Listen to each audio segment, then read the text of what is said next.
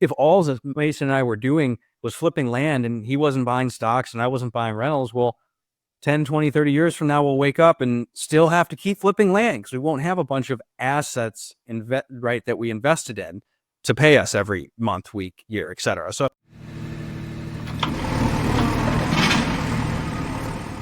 what's up, everybody? Mason McDonald and Dan Haberkost here with another episode of the Big Picture Blueprint. And today, you have the pleasure of just listening to Dan and I ramble and complain about all of the bad advice that him and I constantly hear in business, mostly related to real estate, but from people online or people at meetups and everything in between. And some of this advice we've learned from our own mistakes. So it's not just us complaining about how dumb everyone else is and how smart we are. But Dan, before we get into the show of us ranting for potentially an hour, how are you doing today?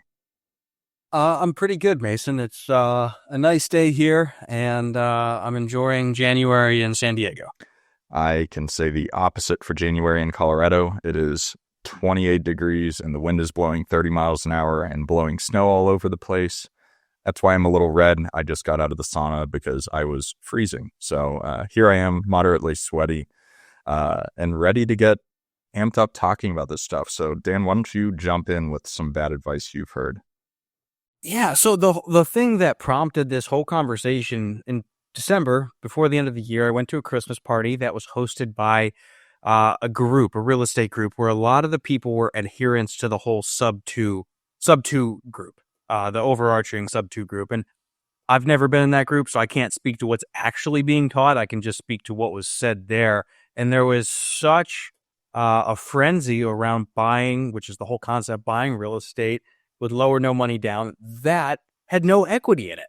They were talking through, the guys who hosted the event were talking through some of the deals they did. And the whole time I'm thinking, if you don't have a substantial income elsewhere, it's a great way to go broke. And so that was the thing that prompted this whole conversation. So we can start with the first thing on this list here, which is the advice to buy lots of real estate with no or little money down. Well, Dan, back up a little bit. Explain what a sub two is, because people hear it all the time and might not fully understand what that means. Sure. So sub two is not the number two, it's TO, and it's where you're buying a property and taking over the mortgage, subject to the existing mortgage. So, Mason and his wife, let's say they bought an owner-occupied property in 2022, right at the top of the market before interest rates went up.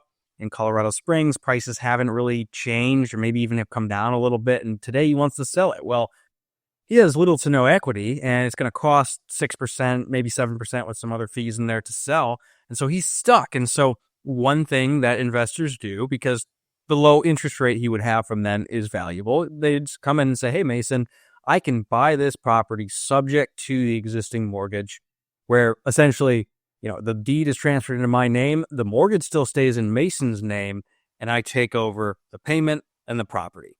And so this is a useful tool, but starting a whole business predicated solely on this and doing it a lot can be dangerous. But I'll pause there.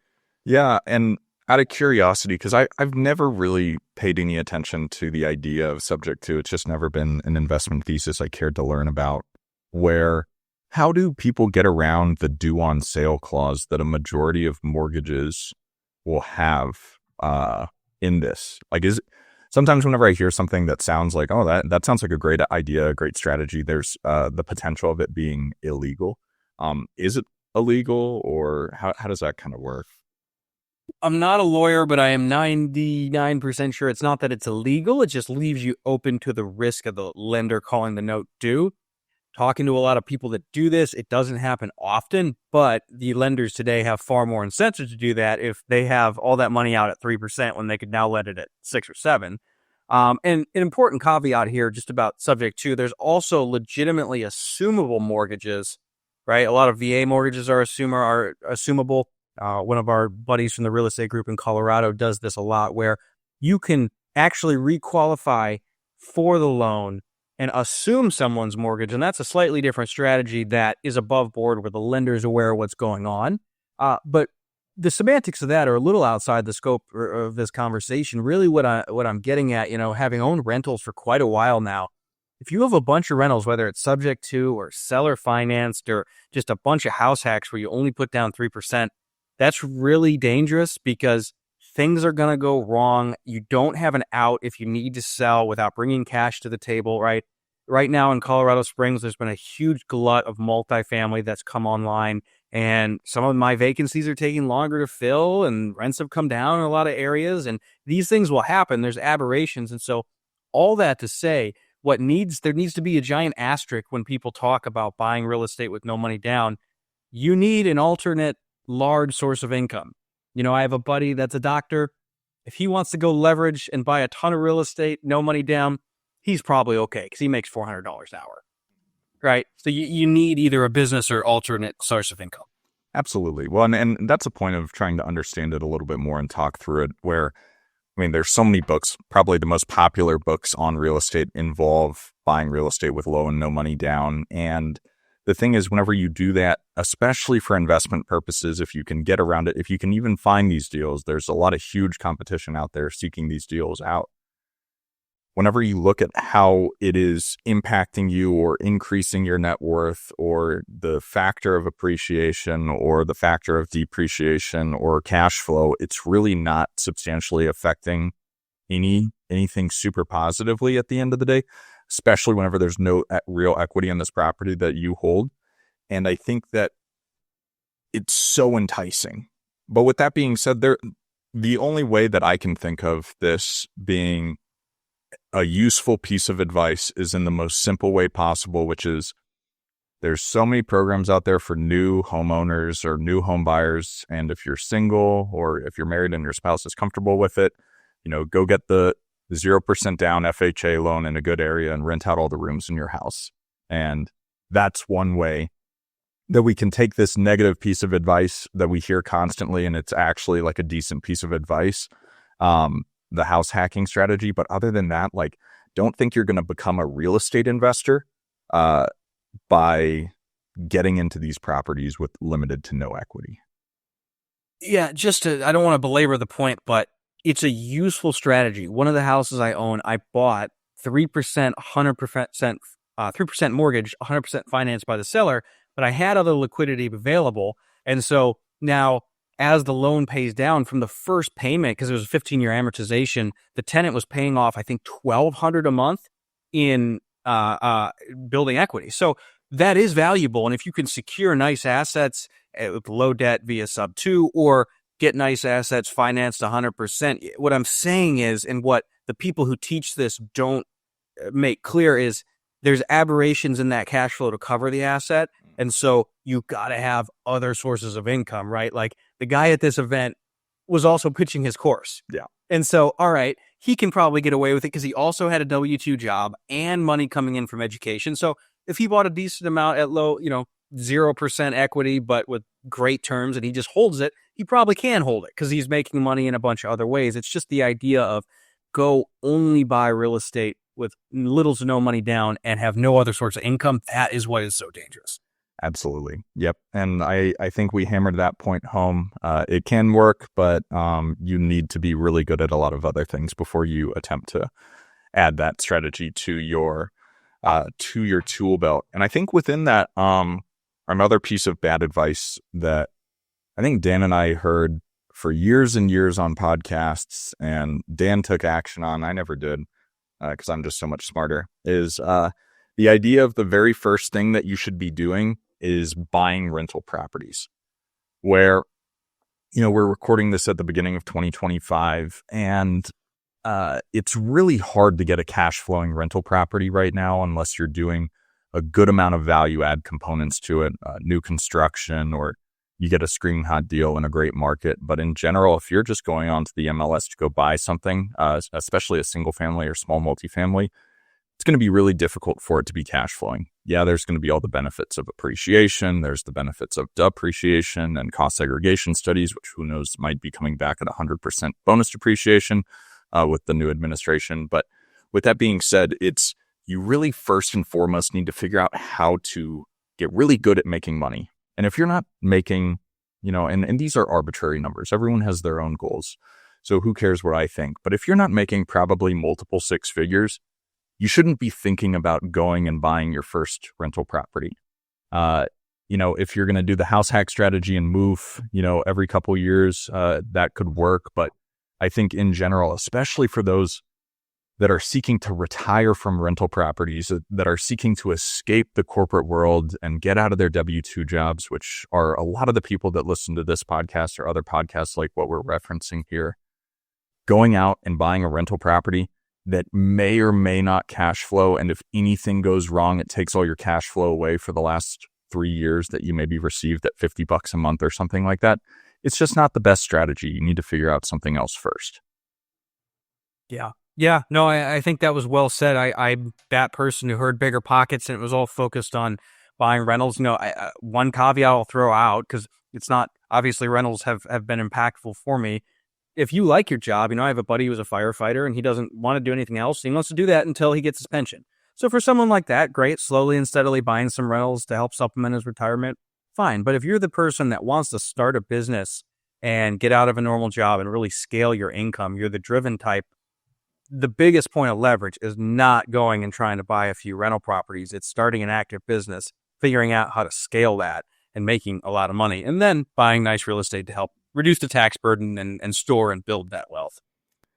And I think what that amounts to is there's a conflation of ideas here where it's passive rental investing is not a business exactly. And I think people, and maybe that's a point we can kind of move on to next, where going out and whenever you're 19 or 20 and just trying to buy as many rental properties as you can, like whenever you haven't, really figured out how to make money in any capacity, and viewing purchasing rentals as like, I'm a real estate investor, this is what I do, I go buy rentals. That's a lot different than the person that has the job with the steady income that's using it as a diversified investment strategy. And I think that's where people get held up, is they're like, I'm going to quit my job and invest in rental properties. It's like, well, I don't know. I can't like drive home the point any harder than we already have, other than the fact that it's just like, it's not an active income generating activity that's going to replace your high paying W-2 job if that's what you're in, or your low paying W-2 job. It's a great wealth building tool for long-term investment. It's not really a business. And you can correct me in the comments or whatever if you want to, and say that, if you own 1,000 rentals, it's a business, but that's not who we're talking about right now.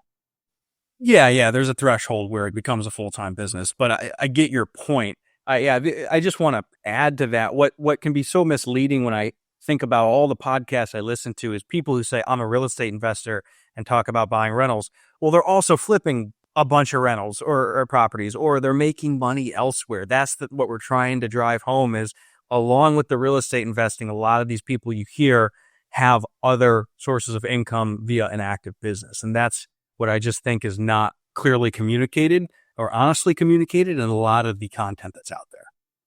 Awesome. Dan, you pick whatever you want as the next thing we complain about. Yeah. And guys, again, I just want to reiterate what Mason said at the beginning. It's not that we're so smart. A lot of this is just mistakes we made. So to that end, the Midwest is great for cash flow. And I can't speak to every market in the Midwest, certainly, but I am from near Cleveland. It's a great place that people talk about, from expensive places like Colorado and California. And wow, look at how cheap the real estate is. And I can buy these deals on the MLS that ostensibly cash flow, but they don't consider the vintage of the property and the property taxes. And the property taxes on my duplex in Parma, Ohio, that's probably worth $240 or $250 now, are substantially more than my almost $700,000 house in Colorado. It's like 2.5 times more. And number two, to find properties, again, using the Cleveland Metro as an example, to find properties that are newer than 1950 is extremely difficult. So the CapEx and maintenance are so much higher, and I don't think that's often talked about or considered. And then finally, a new roof on that duplex is pretty much the same as a new roof on my properties in Colorado. They're worth dramatically more. And so the cost of these repairs relative to both the appreciation, depreciation, and so not both, and the rental income monthly is kind of poor. And so, yeah, you can make money buying rental properties in the Midwest, but I don't think if you buy a bunch and you look back 20, 30 years in arrears, that you'll actually have gotten that much more cash flow. I think it's a bit of a facade.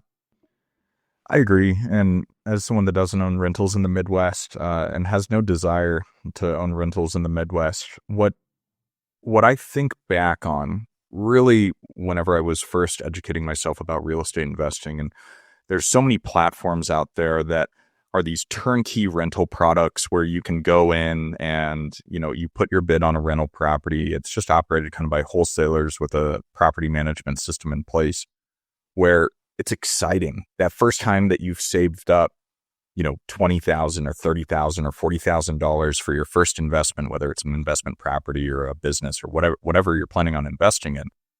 And I remember whenever I had $30,000, in our investing savings account, and I was getting these emails from these wholesalers that own these property management companies in, the greater Midwest, and they were sending me properties at 110 grand. I'm like, I can, buy these with conventional financing with my down payment, and it's going to cash flow $175 a month or $250 a month. And I had heard that that's like what to expect. If you can get over, close to the 1% rule or whatever, it's a good deal.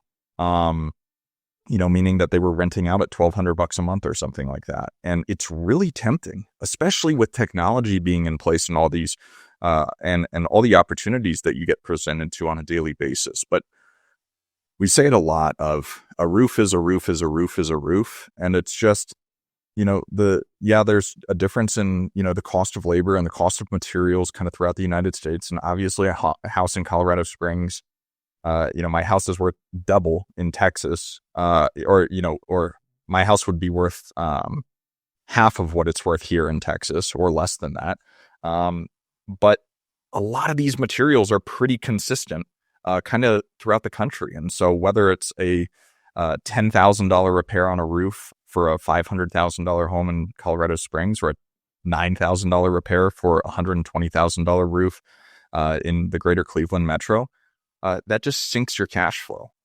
So it's not just about inflating your ego to get however many doors that you can. It's about having a good, solid investment thesis that's going to work for the long term. And a lot of these properties, it doesn't make sense. Let a homeowner buy it. Like, let someone that's going to live in that house forever buy that house. It doesn't necessarily need to be an investor all the time. Yeah, no, well said. You can make money with them, but they don't really cash flow that much better. So, all right, Mason, you can take the next one. All right, I think the next one I was beginning to start talking about was thinking that flipping is investing. Dan and I are both land flippers, but it hurts my ego to say that. I want to say I own a land investment firm or something like that. But at the end of the day, like it amounts to be a wholesale model, regardless of if we're wholesaling in the traditional sense of the assignment of contract. We're just like a store. We buy product for cheap and we sell it for more. That's why we're not paying capital gains taxes on it, because it's taxed as inventory. It's an inventory management system, and some products take longer to sell than others. So you can be like, oh, well, I held it for 2 years and it went up in value and I sold it again. And it's like, that's really not an investment. Where I feel like in investing, your purpose is to hold it for a set period of time to allow all of the other benefits to occur, like compounding interest and appreciation. I invest in the stock market, and we'll talk about that probably in a little bit on the show too. But I think that people will call themselves a real estate investor because they buy things for cheap and sell it for more. And what that does, regardless, you call yourself whatever, who cares? But what it does is it creates this idea in your mind that that language should be associated with investment. And then you're not going to have a good idea of what an investment model really should be if you can't hold those ideas separately. And I think that's what's dangerous is flipping is a great active income generating business. Just like buying rentals is a great sort of passive investing model. And getting them confused leads to you making bad decisions and you losing money in whatever you end up doing, I think. And yeah, I think to put that as succinctly as I can, just kind of listening to you, there is what's meaningful here beyond semantics or ego is they serve different purposes. Our land flipping business makes us money so that we can go buy investments. So investing is a way to preserve and multiply wealth and also, of course, protect it from taxes after we've made it in the active land flipping business. And so that's why it's important, because if all that Mason and I were doing was flipping land and he wasn't buying stocks and I wasn't buying rentals, well, 10, 20, 30 years from now, we'll wake up and still have to keep flipping land because we won't have a bunch of assets that we invested in to pay us every month, week, year, et cetera. So I think that's the important distinction beyond just the semantics of it. Yeah, I agree. Awesome, Dan. What's next? It takes no money to start a business. Now, of course, just like anything, you can argue the semantics of this. I could go door to door and sell labor of some kind in some sort of service business and get started with pretty much no money. But in the context of what Mason and I do and in real estate, you're going to need some money to get started. And I just think that this is very poorly framed. And even if you don't need a ton of money to start the business, you're cold calling, you're doing the cheapest methods possible, you still need money so you have a runway so you're not sleepless every night. So I think this is poor advice. Yeah, I think that along the lines of it takes no money to invest in real estate, how to buy houses with no and low money down, I think that people will take this idea of, oh, you got a phone, you can do anything. And I think that while there's certain truth to that, there's a reason that I've never seen anyone succeed with no money to start a business. I see people that start flipping land or start flipping houses, and the next week they're wholesaling. The next week they're doing subject to deals, and the next week they're doing something else. And, regardless of the consistency mindset, where they're spending all their money on education probably, and which is fine, like go learn something and figure out how to implement it. But I think where the danger really is that the system should actually run and operate a business can be expensive. You can lean it out as much as you possibly can. At the end of the day, you're always going to be trading time for money. The more money you spend, ideally, the more efficient you can be in the business and the less hands-on you have to be, whether you're spending money on technology or labor. But I do think that if people want to start out in land investing, and I think the cheapest way to do it, I'll hear people talk about it. It's okay. Well, download the data. It's like $100 a month for PropStream, 10,000 records. Pull 10,000 records, cancel your account, go skip trace it from the cheapest skip tracer. I think mine and Dan's skip tracer is like 3 cents a record or 4 cents a record or something like that. Cold call everyone on the list, after scrubbing it against the DNC. And, that's probably the cheapest way to do it. Call them from your own personal cell phone, and eventually you can get deals under contract and assign them. But I think to operate not necessarily at scale, get your first deal before you scale. Like you just need money to spend on marketing materials. I don't know. I feel like it's just it's a sales tactic to get people to believe in whatever self-certain method of real estate investing that they've chosen to make money on. That, and a lot of this advice comes down to the incentives of the people giving it and something that they're selling, whether it's just trying to get your attention via a podcast or book or selling a course. And beyond that, just if you're totally broke and you have no money, I think you should probably work on your habits before starting a business. When I started the land business, relative to my expenses every month, I had a decent little nest egg. I wasn't totally broke. And if you don't have those budgeting and money management skills and you're trying to start a business, even if you are successful, I doubt you're going to be able to hold on to and properly allocate those funds and build a business. So I just think this is generally pretty poor advice as well. I agree. And I think it leads into this next thing, which I feel often, we hear this pretty often. I mean, we probably talk about it ourselves too. So realize we're hypocrites. You should never work for someone else. And I think that that's something that we hear often kind of in the entrepreneurship, communities and worlds and everything like that of, oh, I could never work for someone else. I think it's an interesting idea. I believe in freedom and, the freedom of spirit. And it's hard working in a corporate environment, especially if you see the way and there's too many, bureaucratic roadblocks that get in the way of doing the right thing, whether you're a salesperson at a tech, software sales company, or a hospital administrator, or a farmer, or anything in between. It can be painful having a boss, or working in a job, or working in an organization. But I think a lot of people that I hear that have that mindset, and, I'm, anecdotal evidence from social media, I see them never succeeding kind of in anything. It's like you have to learn how to be a follower really before you can be a leader. You have to work on being in the business before you can start being on the business or creating a business. And I think that was personally something really hard for me. I was so excited whenever I transitioned to being my own business owner. I'd been in a leadership position for so long and had so many employees that I had the ability to delegate.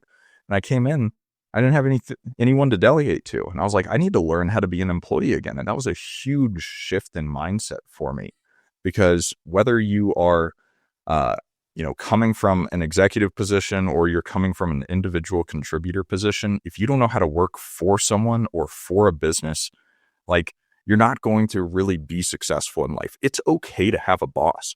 If you're looking to get your own business started and you have $15 in your checking account, go work a sales position for another small business owner and do commission only. That's all it is. You just have the systems in place.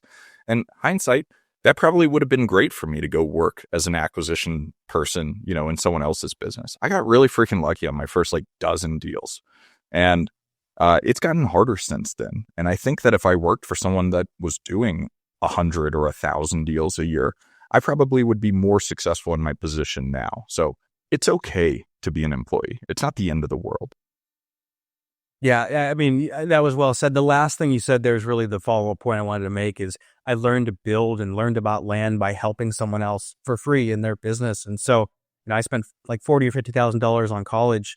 I would have much rather have spent $0 and gone and worked at a construction company or worked for, a successful land investor. I'd probably be further ahead if I had done that for years instead of college. And so it would have in effect been an education I got paid for. So agreed wholeheartedly. And even beyond that point, kind of a tangential point I wanted to make to this is there's nothing wrong if you don't mind working for someone, working a job you like. And kind of to my firefighter friend example earlier, just slowly and steadily buying investments along the way. You don't have to be a full-time business owner. Yeah, absolutely. And I think that it is funny you make the college point, and I'll do another one just for fun, Dan, kind of on that, because did you say you spent $40,000 on college? 40 or 50, I don't remember exactly, but I know you spent substantially. I spent more than that per year on college, and I went to private school for undergrad and graduate school. And it's hard sometimes to not go back and be like, man, I should have done this. I don't regret going to college by any means. I don't regret what I studied. I don't regret my career by any means. I think it was beneficial for me, and it gave me a lot. I think a lot of my favorite parts about college was the, social aspect of it, the friends, the parties, just getting to live and hang out with friends for 4 years in a row and have a really fun time. But I should have majored in Spanish and done construction, because I went to Baylor in Waco, like right before Chip and Joanna exploded that town into what it is. I should have been buying rental properties in Waco, Texas, because the trap houses that we had fraternity parties are worth freaking $500,000 now. And I think that a lot of advice that I hear is from the entrepreneurship community, and this is something that Dan and I probably go back and forth on a little bit, is that you shouldn't go to college. And I think the problem with that advice of you shouldn't go to college, you should learn how to be a business owner, you should learn how to work in a business, is, and maybe it's, I don't know, my privileged upbringing that makes me think this way, but college was originally around for the purpose of learning how to think differently and learning how to approach things differently. That's why liberal arts were such a focus until, the early 70s, where college has now essentially become a trade school. Like, you need these letters by your name to get whatever job you want, for whatever trade, for whatever company to work at for the rest of your life and never get a pension from. And I think learning how to think differently is one of the greatest benefits of college. The other way to do that, read good books. That's why Dan and I are friends, is because when I met him, he said one of his favorite books was Sapiens, which is one of my favorite books too. And if you read books like that, it makes you think a little bit differently about the world. But Dan, what do you have to say on college and people that say you shouldn't go to college? Yeah, it's two different things that are getting conflated. I think education is incredibly important. I just think most colleges don't do a very good job anymore of educating. And so that's more of what my complaint is, because you know me, I'm always reading like 5 books. I love reading history, science, everything like that. Education is so important. Learning to think differently. I don't think most colleges teach you that anymore. And so that's more of my complaint. But I have, even to make a counterpoint to myself, seen the value in the connections you made going to a good school and the people you know because of that. And that's really valuable. So, you know, one of my buddies went to West Point, and that has served him very, very, very well in the years coming out of school. So you could make an argument either way. I wouldn't do what I did. I wouldn't go to a okay school in Ohio and get a business degree. I would have been better off having put that money into rentals and worked for somebody.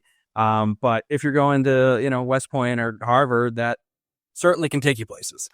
Oh yeah, and I think that Dan made the most important point is you're going to get out of it what you put into it to a certain extent, especially if you're at the right school in the right location, where it's like you could have read Business for Dummies and probably gotten a lot out of it. And I think it's funny, as someone with a neuroscience degree, and I read Behave by Robert Sapolsky, and I'm like, shit, the first 2 chapters of this book is like a summary of my entire undergraduate education.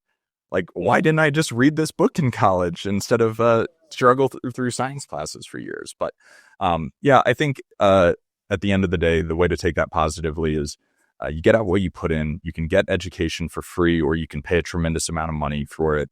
And there's additional experiences that you can gain that are positive. But think for yourself. And that's what the goal of college should be, is learn how to think and think for yourself and think differently, regardless of the bubble that you grew up in. So, all right, Dan, I've held the mic for too long. What's another piece of bad advice that's frequently given? Mail entire counties when starting your land business. I don't agree with this for newbies. Now, I'm doing some of this in my own business now because we're pulling so much data every month.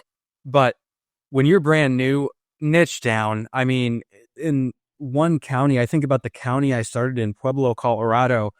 If you pulled the entire county, you would get, it's almost like conflating, you know, such different asset classes. Like you're a new investor and you're mailing self-storage and apartments and single family houses. I mean, the land, if you were to pull an entire county in Pueblo or all of Pueblo, Colorado, you'd get industrial land, you'd get huge agricultural farms, infill residential lots, commercial. I mean, it's just kind of ridiculous for a new person. And so I highly recommend niching down to, all right, in this market, 5 to 10 acre lots are selling for this price. They're in demand. Let's start with those. Or I'm going to go for all the quarter to half acre infill lots with water and sewer here. I think that's where you should start. And I don't like the idea of a newbie or newer person going countywide most of the time. And I think on that, it's such an arbitrary idea to create a system within your business of, oh, I mail this entire county. And I'll see people ask questions of like, should I only be mailing to 5+ acre lots? And it's like, dude, I don't know. Maybe. Where are you doing business? Why are you doing business? And I think that within that of mail the entire county, I mean, the point that we're making, like, to summarize, I'm just having fun, is go where there's demand in whatever county or city or state that you're seeing business. Look where the transaction data is occurring, where there's give or take a certain amount selling to a certain amount coming on the market. And yeah, it'll be a little more competitive in that area, but you know that if you get solid leads and you can use your tactics and skills to negotiate a deal, you're going to have an actual deal. As versus just arbitrarily creating these rules of like, you know, people need to have owned the land for this long. They need to live out of state or out of county or whatever it is. Although that's a great place to start. I think the metrics of the size of the parcel versus the zoning of the parcel and everything like that, it's like, well, it always depends what you're doing, and don't try and waste your money, especially if you're new. And I mean, mail's expensive if you're sending 5,000 or 10,000 or 100,000 letters a month. Like, don't just waste it on stuff that even if you got a lead, where they said, I'll give it to you for $1. You wouldn't touch that piece of land. Understand the product that you're doing and understand the market that you're doing business in. Yep. Well said. What's next?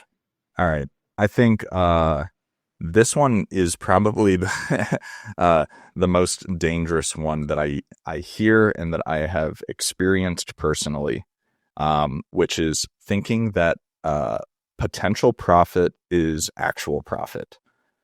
I have so many deals that I thought were going to be life-changing deals that it's, okay, we're expecting to make $400,000 on this flip, or $200,000 or $50,000 on this flip. And here we are 2 years later, not having made anything but just paid property taxes on the property. And I see this really often where I feel like it's an advertising tool for a lot of the services that exist within land flipping or wholesaling or whatever it might be of, they already got 10 contracts with a potential profit of $1 million. It's like, okay, we'll call them back in a year and see if any of those closed, if anything ever actually happened. And I think from a financial projection standpoint, it's really dangerous because you start relying on it. And I think that's why language is so important in everything that you're doing in life, but in business and in general, where it's like, think about it. Just like we said, it's the inventory wholesale model within this business of land flipping. You purchase this inventory for $350,000. You expect it's going to sell for $700,000 within 6 months. If you're projecting that you're going to make $300,000 in profit from one deal within the next 6 months, then you're going to start building up an acquisition pipeline to say, okay, well, I'm going to be able to deploy, X amount of dollars back into the business.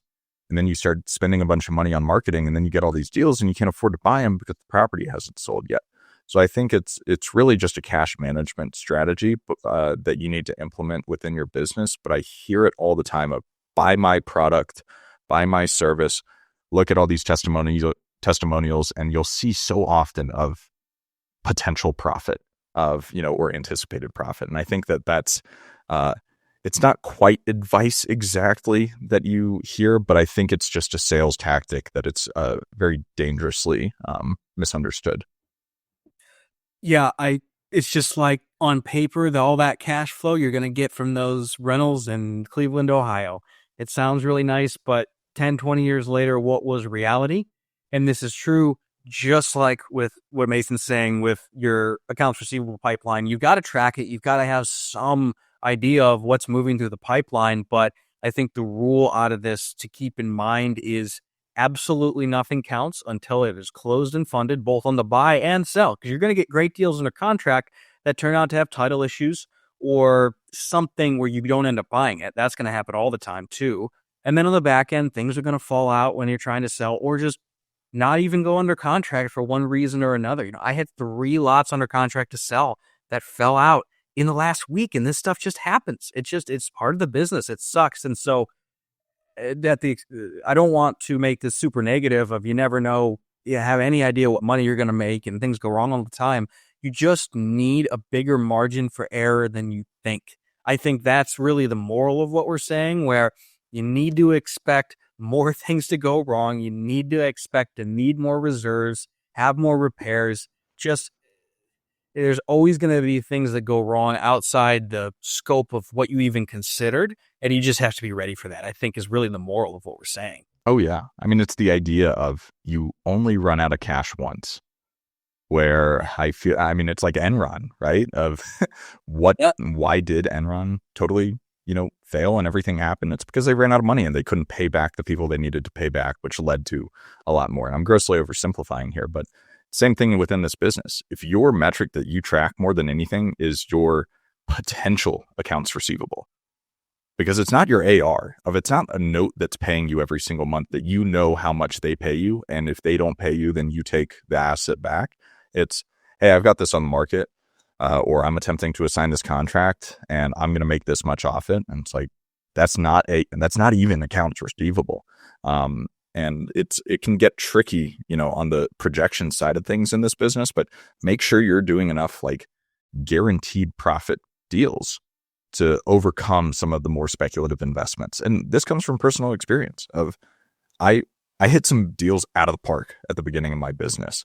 And I, I think some of it was ego decisions and some of it was, changes in market. But it doesn't really matter because I never built up a big enough pipeline of the quick volume guaranteed profit that just keeps the lights on deals. I was super reliant on the huge ones. I'm still alive and I'm still here, obviously, but man, it can get really stressful whenever you take the advice of, trusting that everything is going to potential profit is actual profit. So I think we hammered that home, Dan. What's next? I like what you put for number 10 here. Everyone should do blank investing strategy. And when I hear anyone speaking as if their strategy is the end all be all, better than everything else, they're either naive and clueless or they're just trying to sell you something. It's ridiculous. Hormozy does such a good job talking about this. It's naivety of new people. He has a word, I forget what the word or phrase he uses, but it's naivety of new people, right? They hear about rental property investing, they hear about land investing, they get so excited about all the wonderful aspects of the business, and then they get into it and realize, oh, there's lots of things that go wrong.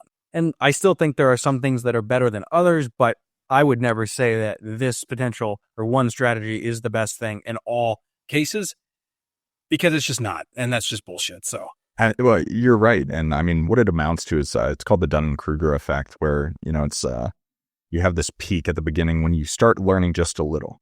There's so many expressions like I know a little, or I know just enough to be dangerous. And whenever what happens is you learn and you feel really confident. And that was me at the beginning of this business. I sent 300 mailers. I made 6 figures on my first deal. And I'm like, dude, I'm a freaking genius. I'm the best at this that's ever existed. And then what happens is you start doing more and then you mess up a little bit and you go into what's called this valley of despair. You're like, I know nothing about any of this. And then you start gaining confidence as you stick in it long enough. And I think a lot of people won't stick into it long enough. As soon as they get burnt, as soon as they start paying down the ignorance debt of a complex transaction or investment strategy or process, they leave rather than just stick it out and go through the tough times. But I do think that what Dan and I are driving home with this point here is we're not self-certain. Land flipping has worked well for us. Dan has been more consistent in it and has been doing it longer than I have, and is very consistent in a lot of the strategies that he's used, and still is adapting in the business. And so it works well for him. It works well for him because he's done it for so long.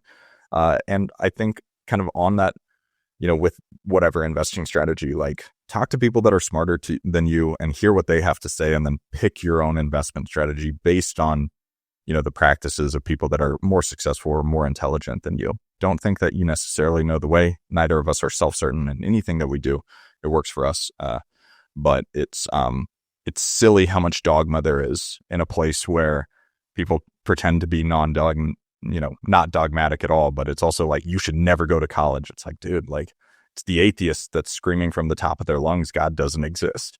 It's like, well, dude, like settle down, man. You're a little, more religious than I think a lot of people are, is kind of the point we're making here.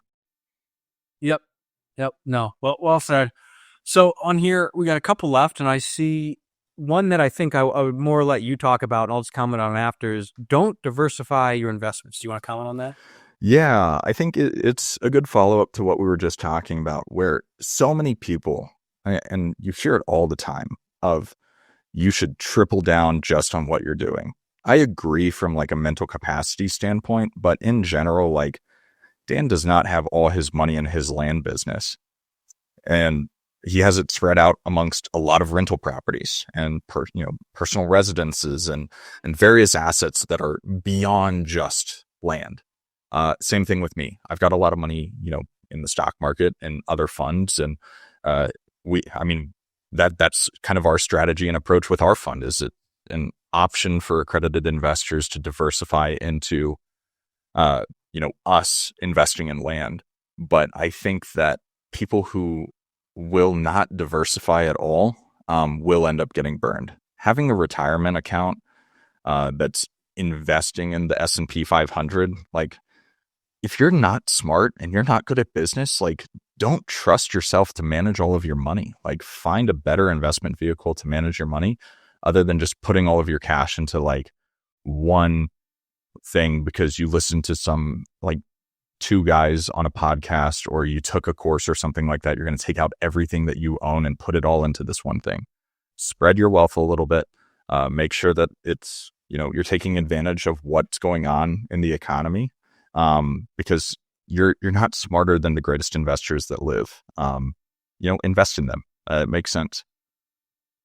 Yeah. Really, the only thing I want to add to what Mason said is when I do think that the advice of don't worry about diversification is good is if you don't have any money, right? Mason said spread your wealth around. Well, if your total net worth is 20 grand, it's not going to get you anywhere. So you need to go learn first, I think, and not worry about trying to diversify, 5 grand in an IRA and 3 grand in an index fund. It's not really going to do a whole lot. I think at that point you need to make money and create wealth. But otherwise, I do agree. And this is something I'm going to work on more here in the coming years. Oh, yeah. Well, and for that person that you're not making a lot of money, you don't really have the ability to save. Like, put your money in a high yield savings account. If you can, put a little money in retirement, but don't make your retirement your emergency savings account, because what's going to happen is an emergency. Life happens. Like, no matter what goes on, it's like everything, when it rains, it pours, and then there's car troubles. Like, and then you're going to be like, okay, I just need to cash out my IRA. And then you're going to take so much in penalties and fees that it's like, if you just put that in a high yield savings account, and there's no fees or anything like that, like you're going to be better off. So it's a little bit along the ideas of like, you need to plan for the future and you need to plan for the long term, but like take care of yourself first, which goes back to kind of a little bit of what our second point we made today was of figure out how to make money before you buy a freaking money pit in the Midwest that like you bought because you heard an episode of Bigger Pockets. So, no, I think diversify as much as you can once you actually have a little bit of money. If you don't have any money at all, like create a cash position. Like, cash is always going to be king. It's a really good place to start. So, all right, Dan, we have just a couple more on here. What do you want to do next? Yeah, I put buying Airbnbs just for depreciation. In general, buying real estate just for depreciation. Again, there's always outliers. If you're a baseball player for the Yankees and you just made $20 million this year, and okay, it might make sense to go buy and do a cost egg just for the sake of doing a cost egg on a nice asset and that being your primary motivator. Same thing with the whole Airbnb strategy. But for most people, I think this is a really poor strategy. If you aren't just printing cash and making a ton of money, if you're going to go buy an Airbnb or any rental, if 100% depreciation does come back, the asset needs to make sense and at least comfortably carry itself, if not make money, along with the depreciation for any normal person. I think it's really bad advice and could get you in trouble. If you depreciate something heavily, it doesn't really make money. You end up having to sell it. And then, you got to bring money to the table just to get out of it. So I think that's dangerous. And I wouldn't buy something just for depreciation unless you're very, very wealthy. And if you are doing that as a strategy, just pay cash for it. If you can't pay cash for the entire asset, then it probably isn't a good investment thesis for that individual purchase. And I think kind of something along the lines that I want to make the point on with this is not everything needs to be an investment. You can buy a nice house because you want to live in a nice house. You can rent a nice house because you want to live in a nice house or live in a cool area, or you buy the Airbnb because you've always wanted to say you have a beach house in Panama City, Florida, or I don't know where else, Galveston, Texas. The most beautiful place on the planet. I say as someone that grew up getting to go down to Galveston all the time. Dirty water, dirty girls. But I'm just kidding, mostly. But I think it's, if you're making an investment decision, make it an investment decision and make it make sense across all of the ways that investment decisions make sense. So, potentially cash flow or distributions or dividends, potentially appreciation, potentially depreciation. Try to remove those potentials if it's an investment decision. And if it's not, don't call it an investment. Just say it's something you're doing for fun. So I'll hop off my soapbox for that one and take us to the last one here, which is if you find a deal, buyers will come to you. or money will show up for you. That's not true. I think that kind of at the beginning of this, whenever we were talking a little bit about the idea that it takes money, you can't start a business with no money. It's along the same frame of mind that if you're good at finding deals, everything else will follow. Well, it's like if you, and I feel like this is really more for new people, that this point needs to be driven home, where you don't know what a deal is quite yet.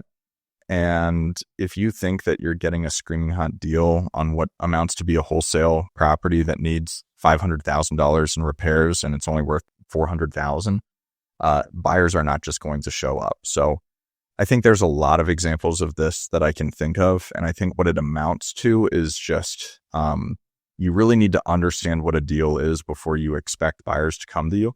And you should probably have those buyers lined up ahead of time, because what is a deal to you is not necessarily a deal to whoever this buyer might be.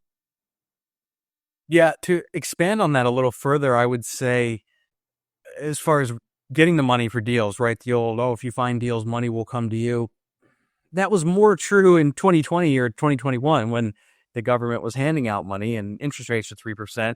That's less true today, because when you listen to a lot of people, investors and people who've been raising money for a long time, you'll consistently hear that at the end of the day, people place capital with other people because they know and trust them. Of course, the asset matters. They want to see a good deal that can really help sway someone. But man, if you don't have a good reputation, or you just don't know anybody that might have money, it is very challenging to get the money in a normal escrow period. So you could go get an excellent deal on a house or an apartment, and if you don't have the network and people that know and trust you, who have money, that know you're a competent investor and a competent business, just person in general, it's going to be really tough. And so I think you should be working on that in conjunction. If you're trying to go start your land business, when I was starting, I already had a number of people that knew and trusted me that I knew I could get money from.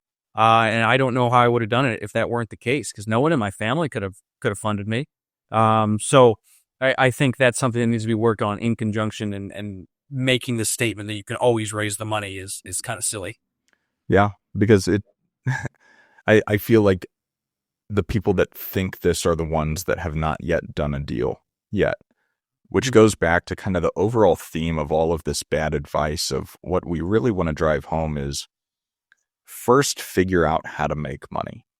And that can be from a job, it can be working for someone else, or it could be just some capacity of making money. Even if you are starting your own business and you know what you're good at or have been skilled at, from there, get really, really good at it, and then start buying different investments that are in line with whatever your strategy is. It can be stocks or bonds, or investing in other people's funds, or rental properties, or syndications, or whatever it might be.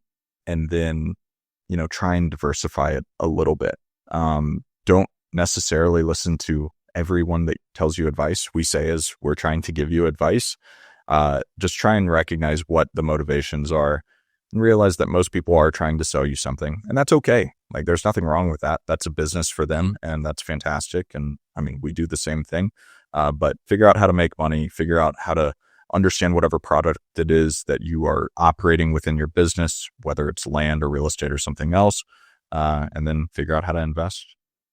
Dan, and you got one. Incentives. That's what I look at, the incentives of who's giving you the advice. Just like looking at scientific studies, look at who funded it. Same idea.